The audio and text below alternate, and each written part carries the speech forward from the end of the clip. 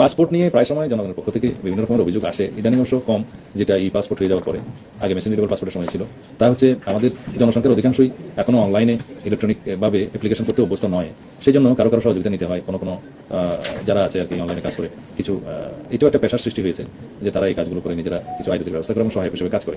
কিন্তু তাদের মাধ্যমে এমনকি পাসপোর্ট অফিসের কিছু লোকজন তাদের যোগসাজশে জনগণের মধ্যে একটু ভোগান্তির সৃষ্টি হয়, সেটা এখনো আছে, অভিযোগ পাওয়া যায়। সেটা নিরসন করার জন্য আমরা একটা আজকে আলোচনা করে একটা পন্থা বের করেছি, সেটা পরীক্ষামূলকভাবে আমরা দেখতে পারি।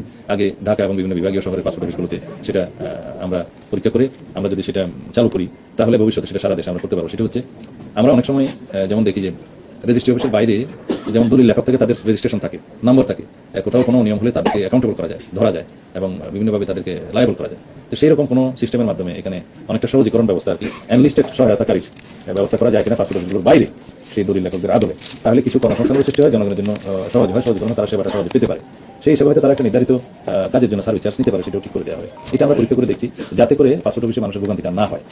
সেটা বেসরকারি এখন যেভাবে করছে এগুলো বিচ্ছিন্নভাবে করছে এবং তাদের মাধ্যমে হয়তো সঠিক সেবাটা আসছে না। এটাকে একটা পদ্ধতির মধ্যে নিয়ে আসা যায়, সেটা চেষ্টা করছি।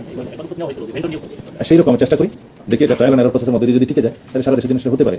এখন রেজিস্ট্রেশন অফিসের আদলে যেভাবে রেজিস্টার্ড দলিল লেখক থাকে সেই আদলে যদি আমরা এখানে কিছু কর্মসংস্থানের সৃষ্টি করতে পারি, রেগুলেট